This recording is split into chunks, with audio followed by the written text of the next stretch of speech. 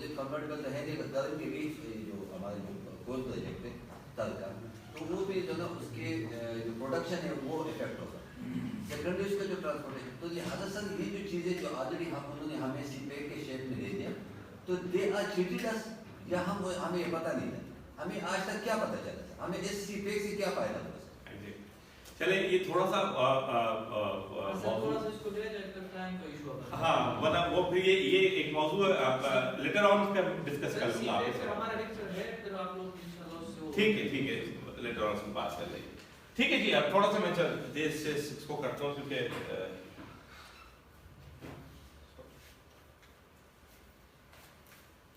Okay जी, weaknesses almost हम इसको discuss कर ही चुके हैं कि क्रेडिबिलिटी ऑफ स्टैटिस्टिक्स, जो सबसे पहला पॉइंट हमने बात की कि जी मैंने सीपीआई और एसपीआई के हवाले से डिस्कस किया। क्रेडिबिलिटी ऑफ द स्टैटिस्टिक्स जो है वो एक इंपॉर्टेंट फैक्टर है पाकिस्तान की इकोनॉमी के लिए। हमें ये नहीं मालूम, हम यहाँ पे तमाम पॉलिटिकल पार्टीज कहती हैं कराची की आबादी 3 करोड़ के करीब है, कोई 3.5, कोई 3.20, कोई 3 करोड़।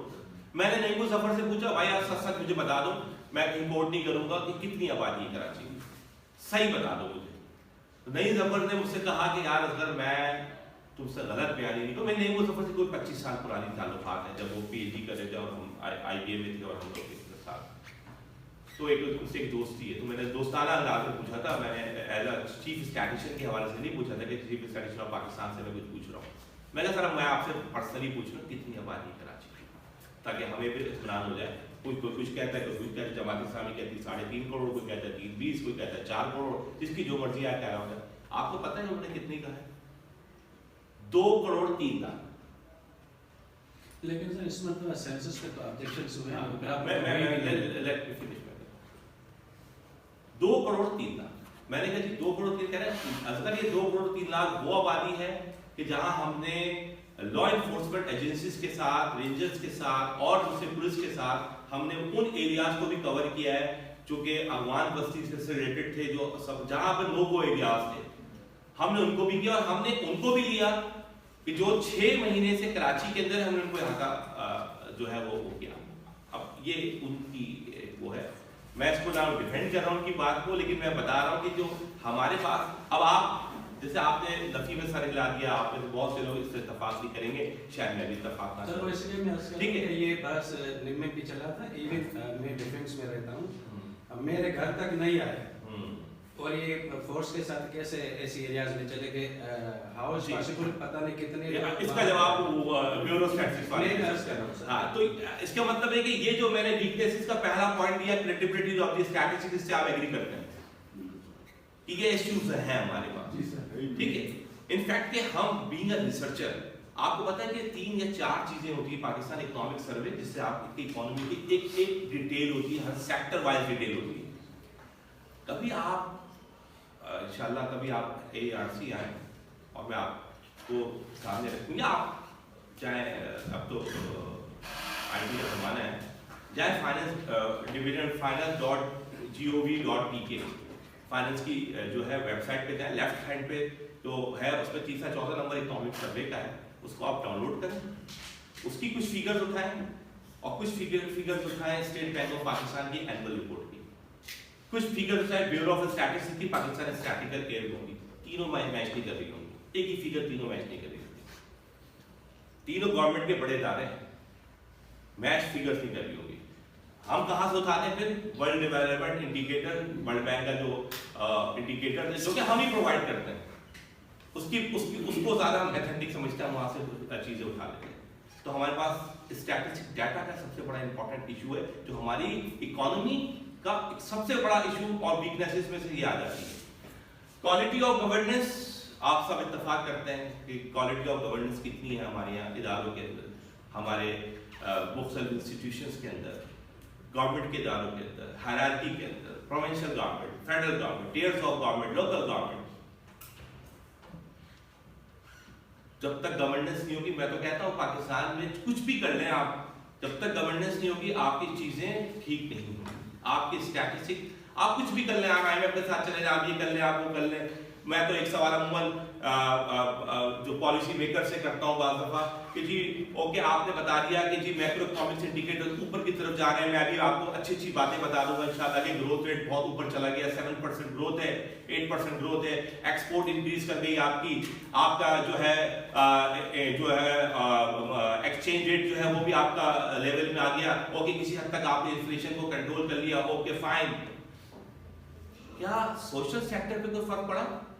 क्या सोशल इंडिकेटर बेहतर हुए? क्या ह्यूमन डेवलपमेंट इंडेक्स जो है उस इंडेक्सिंग में आपका जो है वो नीचे होना शुरू हो गया रैंक? वेलबींग इंडेक्स की क्या पोजीशन है, क्या वो सही हुआ? नहीं। तो इसका मतलब ये है कि ये तमाम की तमाम इंडिकेटर्स को ठीक होने के बाद इसका मार्क्सिस पे कितना फर्क पड़ा, कितना मार्क्सिस को इसको जो है वो इससे एडवांटेज दिया। असल गवर्नमेंट जो भी इंडिकेटर्स को बेहतरी की तरफ लेके जाती है उसका असल मसला क्या होता है, क्योंकि गवर्नमेंट का काम क्या है, सोशल वेलफेयर प्रोवाइड करना, सोसाइटी के अंदर जो है वो बेनिफिशियरी वो करना, सोसाइटी के अंदर सोसाइटी की जो डैमेजेस हैं उसको रिड्यूस करना। तो वो क्या हो रहा है? तो क्वालिटी ऑफ गवर्नेंस इशू है। लो टैक्स जीडीपी रेशियो, जैसे मैंने अभी आपको बताया 9% 10% टैक्स टू जीडीपी रेशियो। सिर्फ बेचारे मैं और आप हम सब जो इस कमरे में मौजूद है, हमें सिर्फ निचोड़ा जा रहा है, हमारे रस्सी टाइट करते जा रहे हैं, हमारे टैक्स उसको, लेकिन टैक्स नेट कितना इंक्रीज कर रहा है। अब बहुत सारी चीजें लास्ट सोशल मीडिया के अंदर चेयरमैन एफबीआर फॉर्मर शब्बर जैनी साहब की बहुत सारी गुफ्तगू चल रही थी, अगर आप लोगों ने किसी ने देखा होगा। वो कह रही थी मैंने ये कोशिश किया रिटेलर पे इतना नेट उनको नेट पे ले आऊं, होलसेलर को नेट पे लेके आ जाऊं। आपको पता है कि इतना बड़ा, अब मैं एक बड़ा चैलेंज से बात कर सकता हूं कि हम बहुत छोटी सी अमाउंट आईएमएफ के साथ लेते हैं, बहुत मुख्तसर सी अमाउंट हम आईएमएफ से लेते हैं। हमारा टोटल जो आईएमएफ के साथ जो हम कोई भी स्टैंड बाय अरेंजमेंट करते हैं आईएमएफ के साथ, चाहे वो स्ट्रक्चरल एडजस्टमेंट प्रोग्राम हो या चाहे ईएफएफ हो, अगर सिर्फ हम कुछ सेक्टर्स के अंदर टैक्स लगा देंगे, यकीन माने हमें आईएमएफ के पास नहीं जाना पड़ेगा। हम एग्रीकल्चर सेक्टर को टैक्स ऐड पे लाएंगे, हम नहीं ला सकते। क्यों नहीं ला सकते? क्योंकि आपकी पॉलिसीज लोग साथ जो इदारे हैं जहाँ पर से पॉलिसियाँ बन रही होती है सब रूरल एरिया से बिलोंग करते हैं। एग्रीकल्चर सबके पास हुआ है, लैंड माफिया, लैंड की चीज़ें, आप रियल एस्टेट के अंदर आपने टैक्स नहीं लगाया हुआ है, कुछ कैपिटल गेन टैक्स, कुछ टैक्सेस अभी लगाए कुछ, लेकिन वो ना होने के बराबर। ठीक है, लोग क्या कर रहे हैं मैं आपको बता दूं, ये बहुत बड़ी वार्निंग है पाकिस्तान के लिए फ्यूचर में, कि लोग अपनी लैंड को, जो कल्टीवेटेड लैंड है, जो एरेबल लैंड है, उस लैंड को बेच के उस पर मकानात बना रहे हैं या किसी हाउसिंग स्कीम को बनाने को दे रहे हैं। सीवियर फूड सिक्योरिटी आएगी पाकिस्तान के अंदर, सीवियर। किसी को इस चीज की फिक्र नहीं। आइंदा वाले दौर में आपने हर चीज, अभी तो गंदम इतनी सफिशिएंट होती है, या शुगर केन सफिशिएंट होती है, या राइस सफिशिएंट होती है, या थोड़ा बहुत कॉटन हो जाता है जिससे टेक्सटाइल चल रहा है, कुछ हम इंपोर्ट भी कर लेते हैं। आप तो 100% उसके ऊपर चले जाएंगे, इंपोर्ट के ऊपर। तो किसी ने इस पर तवज्जो दी है कि लैंड के साथ क्या पोजीशन है। आप लैंड जो रियल एस्टेट है उसकी तरफ लोगों का रुझान ज्यादा पड़ रहा है। तो tax to the GDP ratio इतना कम है क्योंकि आपने मुख्तलिफ सेक्टर्स को टैक्स नेट पे लेके दिया। एग्रीकल्चर सेक्टर एक जमाने में 50% पे से रिड्यूस होता होता आज 23%, 18 पे आया था, अब 23% है इस साल जीडीपी में उसका शेयर 18%। लेकिन वो टैक्स नहीं पे करता। ठीक है, incompatible contribution of the various sector of the economy in the tax revenue मैं बता चुका हूं।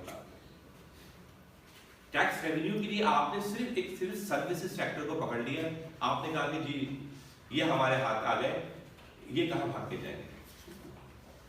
मैं आपको एक मतलब मुख्तसर से एक वो बताता हूँ कि 2 साल 3 साल पहले मेरे एक दोस्त हैं, बहुत बड़े कारोबार है, इलेक्ट्रिक के अप्लायंसेस उनके पास आता है कि इलेक्ट्रिक को वो सप्लाई करते हैं। मुझसे कह रहे थे यार डॉक्टर साहब आपकी गाड़ी जो आपने निकाली थी वो उसकी लीजिंग पूरी हो गई। मैंने कहा होगी यार, मेरे नाम पे गाड़ी निकाल दीजिएगा, मैं आपको पैसे हर महीने आपके अकाउंट में डाल दूंगा। मैंने कहा मैं एफबीआर को क्या जवाब दूंगा भाई, कि मेरे पास ये कहाँ से आया, वो सिंगल पेनी ट्रांजेक्शन आप बैंक के थ्रू नहीं करते। ये जो जितने लाइन से बोल्टन मार्केट में दूसरे जो वहाँ पे लोग बैठे हुए हैं, जो टैक्स नेट में लोग नहीं है, जुड़िया बाजार पूरा टैक्स नेट में नहीं है। क्योंकि मैंने एक स्टडी की कॉमर्स की,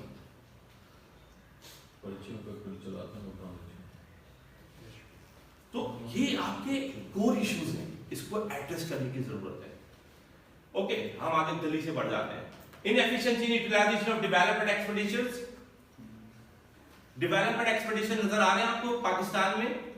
एक तो सबसे बड़ी मजाकखेज बात यह है कि 900 बिलियन रुपीस इस दफा बजट में है डेवलपमेंट एक्सपेंडिचर के। पूरे पाकिस्तान के बीएसडीपी के जितने भी प्रोग्राम है वो 900 अरब रुपए, 900 अरब रुपए के प्रोग्राम है आपके पास डेवलपमेंट से रिलेटेड, और उसके अंदर फिर आपने मुख्तलिफ सेक्टर्स को उसमें डिवाइड किया हुआ है।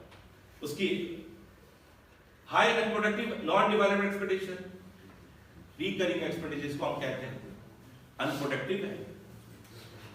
रिकरिंग एक्सपेंडिचर आप ये देखिए, डेवलपमेंट आपने 900 रखा है, रिकरिंग एक्सपेंडिचर आपका कितना है, बाकी रिमेनिंग कितना है वो रिकरिंग एक्सपेंडिचर पे आ जाता है। बजट आपने 14,000 का दिया है, अब 14,000 में से जो है वो 900 डेवलपमेंट है, बाकी सब रिकरिंग एक्सपेंडिचर पे आ जाता है, अनप्रोडक्टिव है। आप आईएमएफ आपको बार बार कह रहा है, आईएमएफ कल भी हमारी ये बात हो रही थी, वो लेडी है ईस्टर, वो कह रही कि जी मेरा फोकस ये है, आईएमएफ का फोकस ये है कि जी गवर्नमेंट जो है वो अपने स्पेंडिंग्स को रिड्यूस करे, अनप्रोडक्टिव स्पेंडिंग्स को रिड्यूस करे जितना रिड्यूस कर सकते हैं। लेकिन वो क्या कर रहे हैं, वो अपने स्पेंडिंग को रिड्यूस नहीं कर रहे, वो टैक्स बढ़ाते जा रहे हैं।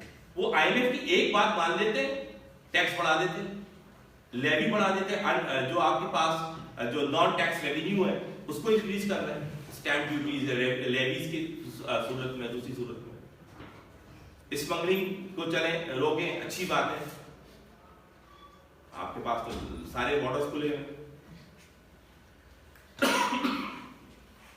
मैं स्टडी के सिलसिले में ब्लू इकोनॉमी मार्च में गवादर के, मुझे लग रहा था गवादर में ही मैं किसी ईरान किसी शहर में छोटे मोटे किसी गांव टाउन में, पर वहाँ कोई भी चीज़ तो पाकिस्तान की नहीं थी। एक हाँ ब्रेड थी डॉन की, जो एक दिन पहले कराची से आती थी, सब कुछ ईरानी माल, पेट्रोल से लेकर तमाम चीज़ें। और वापसी मुझसे गलती ये हो गई, जो बड़ी बड़ी गलती हुई मुझसे, कि जनाब गाड़ी मेरी हो गई, तो मैंने कहा आप लोग चले जाएं, मैं एक दिन बाद आऊँगा, तो मैं बस में आ रहा हूँ। बस ये मुझे गलती थी, बाद में पता चला उस बस के अंदर 3,000 लीटर पेट्रोल स्मगल होकर कराची आ रहा, 3,000 लीटर। आपने देखा ना जितने एक्सीडेंट होते हैं इस हाईवे पे, तो क्या होता है, एक्सीडेंट तो पंजाब में भी होते हैं, तो 8 जख्मी हो जाते हैं, तो 20 बेचारे मर जाते हैं, तो 5 मर जाते हैं, तो बाकी जख्मी हो जाते हैं, है ना, वो बस भी नजर आ जाती है। यहाँ तो भाई कोई नहीं बचता, क्योंकि ये इस बस में बैठे या जहाज में बैठे एक ही बात है, सब जल जाते हैं। तो स्मगलिंग है ना, 30% टोटल पेट्रोल की कंजम्पशन का 30% स्मगल हो रहा है ईरान से।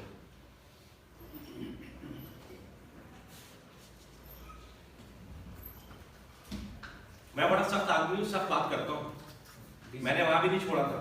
मैं मुझे मेरी प्रेजेंटेशन मैंने वहां गया, मैं वहां गया आपके पहाड़ पे जो नेवल वालों का वो है मैरिन सिक्योरिटीज, उनके पास ब्लू इकोनॉमी पे हमारी रिसर्च थी। अब मैं जो हूँ इनिशियली जब गया तो मुझे मेरे आर्मी के उसमें ठहरा, फिर मैंने कहा नहीं यहाँ ठहरना मेरे लिए सही नहीं है, क्योंकि मुझे तो पब्लिक में जाना, मैं अपने होटल में चला गया, मेरे साथ मेरी टीम थी। सब जगह से इंसाइट लेने के बाद जब मैं लास्ट लेफ्टिनेंट फैज ने हमें ब्रीफ किया, मैरीटाइम सिक्योरिटी वाले ने, उनकी ब्रीफिंग के बाद मैंने कहा वो ट्रॉलर सिस्टम जो आता है जो सब मछली को बिल्कुल तबाह कर देता है, सिंध से आता है, वो कहती थी बलूचिस्तान के अंदर तो वो रजिस्टर्ड नहीं है, और बलूचिस्तान के अंदर तो पाबंद नहीं थी, सिंध से आता है। और वो क्या करता है, वो 12 किलोमीटर नॉटिकल माइल्स के अंदर ही जो जहाँ हैचरी होती है मछलियों की, उसको बिल्कुल तबाह कर देता है, अंडे के समेत ले जाते हैं। मैंने उनसे पूछा ये क्यों होता है? कह रहे कि सर ये जो है वो मुझे आधा घंटा दे, मैं गवादर से लेकर जो ये हमारा यहाँ तक जो है सुमियानी का वो वहाँ तक मैं आधे घंटे में इसको पॉइंट आउट करके उठा सकता हूँ। मैंने उठाया, क्यों नहीं करते आप? वहाँ के फिशरमैन का सबसे बड़ा मुतालबा यही, वो कहते हैं सर बस वो कुछ पॉलिटिकल मामला है। मैंने कहा सर सच सच बताएं कि पॉलिटिकल मामला नहीं कोई और मामला है? मैंने कहा पेट्रोल स्मगल हो रहा है, वो कहते हैं जी हमारी पानी समंदर खराब हो रहा है, डिप्लीट हो रही है स्पीशीज, 125 के करीब स्पीशीज डिप्लीट हो चुकी है गवादर के उस वहां से। ठीक है, क्या रीजन है इसकी? वो सारी की सारी ईरान चली जाती है। कहते हैं जी पेट्रोल या कोई ऑयल जब स्मगल होके आता है, जो पानी में गिरता है वो बिल्कुल नीचे तक जाता है, सारी मछलियां मर जाती है। कौन रोकेगा उसको? किसकी जिम्मेदारी है? मैंने कहा तो आपकी रिस्पॉन्सिबिलिटी। मैंने कहा सॉरी सर, इसमें आप लोग भी इन्वॉल्व हैं। वो मेरी शक्ल देखने लगा, मैंने आप भी इन्वॉल्व। फिर वो कह रहे नहीं वो कादिर पटेल ने ये कहा, उसने ये कहा, उसने कहा। मैंने कहा चुप, हंसने लगा। मैं कहा चलो बस सर इतना ही काफी था मेरे लिए। लेकिन मैं इंसाइट लेके आया कि क्या हो रहा है क्या नहीं हो रहा है। मैंने कहा गवादर के अंदर कोई अपॉर्चुनिटी नहीं है। आपने जो है वो इतना गवादर शहर है, आपके डीसी साहब कौन है मेरी तरफ मुझे बताया? आप हैं। मुझे आपसे मिलने का बड़ा शौक हुआ। गवादर के जो मेन चौक है, जो गटर के पानी भरे हुए हैं, उनके साथ जो ज्यादतियां हैं, किस हद तक ज्यादतियां हैं? आप उस जगह से जगह सिर्फ पोर्ट के पास चले जाए तो खूबसूरत पोर्ट, मुझे भी आधा घंटा लगा सबके मेरे पास, मेरी सारी जगह से मुझे क्लियरेंस थी, सारी एजेंसीज की तरफ से मेरे पास मैंने दिया हुआ था कि हम इस स्टडी के सिलसिले में आना चाहते हैं। उसके बावजूद मुझे आधा घंटा लगा सारी चीजों को होने के बावजूद कि मैं अंदर पोर्ट में चला जाऊं, उस साइड पे जहां पे चाइनीज वो है। क्या खूबसूरत लगी करता मैं पाकिस्तान में, क्या खूबसूरत बिल्डिंग है, क्या सब वो सब तो चाइनीज में लिखा हुआ था। सिविलियन वहां नहीं आ गए और बाहर निकले, जेटी है इनकी, उसका हाल देखिए। और उसके बाद जब शहर में जाएंगे तो आप देखेंगे शहर में एक हाईवे उल्टे हाथ पे गटर में आ रहा है, एक अजीब ताफून ज्यादती है ना। बाहर ये मेरा टॉपिक नहीं है, अगर टॉपिक पे आएंगे तो मैं पूरी अपनी उसमें कर दूंगा, आगे बढ़ जाते हैं। मैं अभी तो कुछ भी नहीं शुरू किया और टाइम मेरे पास 1 घंटा हो गया। Continue trade and fiscal deficit. Trade and fiscal deficit आपका ऑलमोस्ट 7% से ज्यादा आपका इस पास फिस्कल डेफिसिट है। ट्रेड डेफिसिट आपको अंदाजा है 25-26 बिलियन डॉलर का आपकी एक्सपोर्ट है, 26 की है। आपकी एक्सपोर्ट कितनी की है? 56 बिलियन डॉलर से ज्यादा की आपकी इंपोर्ट है। ठीक है, तो ये गैप है, इस गैप को कैसे पूरा करेंगे? इस बैलेंस ऑफ पेमेंट या फिस्कल डेफिसिट को, ट्रेड डेफिसिट को आपको किस तरह वो करना है? कैसे आप जो है वो उसको मेंटेन करेंगे? अच्छा जी, अब इसमें हमारे पास जो है मल्टीलैटरल इंस्टीट्यूशंस है, बायलैटरल पार्टीज है, potential impact of global recession है और एक्सपोर्ट रेमिटेंसेस है, high cost of doing business है, पुअर एचडीआई इंडिकेटर्स और declining trend of foreign investments हैं। ये सारे के सारे वो वीकनेसेस हैं जो कि हमारे पास हैं। अब जल्दी से गो थ्रू कर लेते हैं। अगर आप कहते हैं तो उसको मैं आगे बढ़ा दूं या इस पर डिस्कस करना है? कर लें डिस्कस? आपके ऊपर डिपेंड करता है कि हमें नहीं, हाँ आप बताएं, मुझ पे नहीं डिपेंड करता। हिस्टोरिकली एक गो थ्रू कर लूं। 1950 से पाकिस्तान के अंदर इंडस्ट्रियलाइजेशन की जो प्रोसेस शुरू हुआ वो 1951-52 के बाद से शुरू हुआ। हमने पीआईडीसी और दूसरे इंस्टीट्यूशंस बनाए। इनफैक्ट जब पाकिस्तान आजाद हुआ तो Pakistan got only 34 industries out of 921 industries सब कॉन्टिनेंट के अंदर। पाकिस्तान के बाद ओनली सिर्फ 34 इंडस्ट्रीज आई। ऑलमोस्ट 26 लाख लोग एम्प्लॉय थे, वर्कर्स थे। पाकिस्तान में जब आया तो सिर्फ 26,000 के करीब लोग एम्प्लॉय थे। तो उन 34 जो स्मॉल इंडस्ट्रीज थी उसमें से चंद इंडस्ट्रीज जो पहले से एग्जिस्ट करती थी, जिसमें शुगर थी आपकी सिंध वाली, एक सीमेंट की थी और 2-4 इंडस्ट्रीज और थी। इनफैक्ट के जो दिसंबर 1948 में कायद आज़म मोहम्मद अली जिन्ना रहमतुल्लाह अलैह साहब ने जो है वो एक इनिशिएटिव लिया और एक इंडस्ट्रियलाइजेशन को प्रमोट करने के लिए एक मीटिंग्स कॉल हुई जिसके अंदर मुख्तलिफ मुख्तलिफ एक्सपर्ट्स को, इंजीनियर्स को, इकोनॉमिस्ट को, सबको बुलाया गया कि किस तरह हमें इसको लेके चलना है। और फिर PIDC जो उस बोर्ड की जो रिकमेंडेशन थी जिससे PIDC बनी, पाकिस्तान इंडस्ट्रियल डेवलपमेंट कॉर्पोरेशन, उसके तहत ये सिलसिला शुरू हुआ। और फिर अय्यूब के अंदर आया, मैंने अय्यूब के जमाने में लिखा है बेस्ट परफॉर्मेंस, लेकिन ब्रैकेट में मैंने लिख दिया इसको कंट्रोवर्शियल। बेस्ट परफॉर्मेंस तो थी लेकिन कंट्रोवर्शियल थी। कंट्रोवर्शियल क्यों थी हमें हम डिस्कस करते later on. Best economic policy regarding export import industrial boom, हमारी जितनी भी इंडस्ट्रियलाइजेशन हुई, इंडस्ट्री जो है हमारे पास, वो अय्यूब के जमाने में सबसे ज्यादा हुआ। दो चीजें आई अय्यूब के जमाने में, ग्रीन रेवोल्यूशन, इंडस्ट्रियलाइजेशन। ठीक है, तो इंडस्ट्रियलाइजेशन में हमारे पास 17% जो है वो इंडस्ट्रियल ग्रोथ भी हुई। ओवरऑल 17% बहुत ज्यादा होती है, ग्रोथ की बात कर रहा हूँ। ठीक है, और first 5 year plan, 2 5 year plan के उन्होंने डिवाइड किया था, first 5 year plan and second 5 year plan. First 5 year plan के अंदर जो अय्यूब के जमाने में था वो बेसिकली पहला उनके प्रेफरेंस थी कि इंडस्ट्रियलाइजेशन प्रोसेस को बढ़ना चाहिए। इंडस्ट्रियलाइजेशन प्रोसेस को बढ़ाने के लिए उन्होंने क्या किया है कि एक्सपोर्ट के ऊपर बोनसेस दिए। उन्होंने मुख्तलिफ को, ये एक हार्वर्ड एडवाइजरी बोर्ड पिपिनेक मॉडल था जो कि डॉक्टर महबूबुल हक ने पाकिस्तान में इसको इंप्लीमेंट किया, एग्जीक्यूट किया। वो पिपिनेक मॉडल क्या था कि इनइक्वालिटी को फॉर द टाइम भी बढ़ा दिया जाए।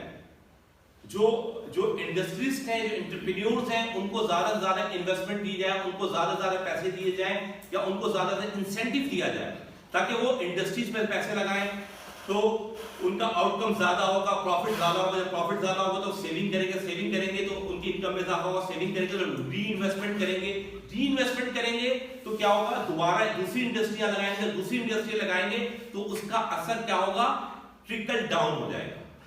तो ट्रिकल डाउन इफेक्ट जब आएगा हमारे पास, तो उसके बाद क्या होगा, लोगों के अंदर प्रॉस्पेरिटी आ जाएगी, लोगों को एम्प्लॉयमेंट मिल जाएगी, सोसाइटी एक बेहतरी की तरफ जाएगी। लेकिन अनफॉर्चुनेटली सब कुछ हुआ लेकिन ट्रिकल डाउन इफेक्ट नहीं हुआ, नीचे की तरफ मुंतकिल नहीं हुआ। यही वो रीजन है कि पाकिस्तान में तो सोशल सेक्टर को निगलेक्ट करने का आगाज यहां से हो गया।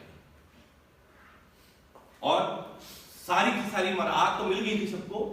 आप अमूमन अपनी हिस्टोरिकल बुक्स में भी पढ़ते होंगे, जिक्र भी सुना होगा कि G22 फैमिलीज जो है वो प्रमोट हुई थी।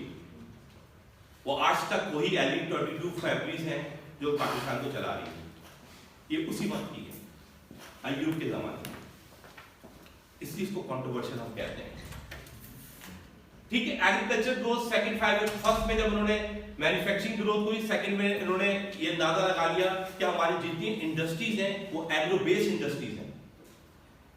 एग्रो बेस्ड इंडस्ट्रीज के अंदर हमें, अगर एग्रो बेस्ड इंडस्ट्रीज है तो हमें बेसिकली सबसे बड़ा हमें रिफॉर्म लाने की जरूरत है कि हम एग्रीकल्चर के अंदर अगर हमें वो नहीं है, तो इसलिए उन्होंने सेकंड 5 ईयर प्लान के अंदर ग्रीन रेवोल्यूशन लेके आए। ग्रीन रेवोल्यूशन क्या है, इंसेंटिव दिया। क्या इंसेंटिव दिया एग्रीकल्चर सेक्टर्स को, ट्यूबवेल जो है वो बनाए, उसके अंदर जो इलेक्ट्रिसिटी है उसमें सब्सिडीज जो आज तक चल रही थी, अभी IMF ने कहा खत्म करें। ट्रैक्टर्स को आसान स्कीमों में दे दिया गया, सो कॉल्ड लैंड रिफॉर्म भी कर दिया। ठीक है, तो ये क्या है, ये वो जो इनिशिएटिव्स थे जो अय्यूब के जमाने में लिए गए एग्रीकल्चर सेक्टर में, जिसकी वजह से एग्रीकल्चर ग्रोथ 6% से होगी। ये वाहिद वो है पाकिस्तान की हिस्ट्री में कि जहां एक साल 2 साल 11% इकोनॉमिक ग्रोथ हुई है। और हम ऑन एवरेज अगर ग्रोथ रेट लें 10 साल का अय्यूब के जमाने का, तो 7% इकोनॉमिक ग्रोथ थी ऑन एवरेज। 7% इकोनॉमिक ग्रोथ जो है वो कोई छोटी चीज नहीं है पाकिस्तान में। इसके बाद हिस्टोरिकल कभी नहीं हुआ, सिवाय 2005 के अंदर मुशर्रफ के जमाने में, जहां 7% ग्रोथ हुई थी उस 40 साल के बाद, 35 साल के बाद। तो ये अय्यूब के जमाने में इनिशिएटिव्स लिए गए, लेकिन बहरहाल सबसे बड़ा प्रॉब्लम जो है वो उसमें ये था। दूसरी बात कि इनकम इनइक्वालिटी वाज इंक्रीज, मैंने बता दिया, एग्रेसिव कैपिटलिस्ट डेवलपमेंट। ये जो मॉडल था ना इनइक्वालिटी का, ये कैपिटलिस्ट मॉडल था, क्योंकि हमारे पास जब 52 में हमारे पास ऑप्शंस आया कि किस ऑप्शंस को हमने ऑप्ट करना है, क्या हमें कम्युनिज्म की तरफ जाना है या हमें कैपिटलिज्म की तरफ जाना है। उस वक्त लियाकत अली खान और उन्होंने कहा जी हमें कैपिटलिज्म की तरफ जाना है, वो दिन और आज का दिन हम कैपिटलिज्म की तरफ है। ठीक है, trade was highly controlled and close exchange rate was overvalued, growth rate was 11% पर है, जो मैंने अभी आपको बताया है। ये थोड़ा सा आप देख लीजिए, ये इसका अगर मुझे कौन सा बटन दबाएगा भाई इसके, हाँ ठीक है ओके, ये देखिए, ये आप अय्यूब के ग्रोथ रेट देख लें, 1961 में 5.9% था, 62 में 4.48, 63 में 8.9, 64 में 70, 65 की वॉर, ये वॉर है 1965 की, लेकिन ग्रोथ रेट 10.4% है, ठीक है।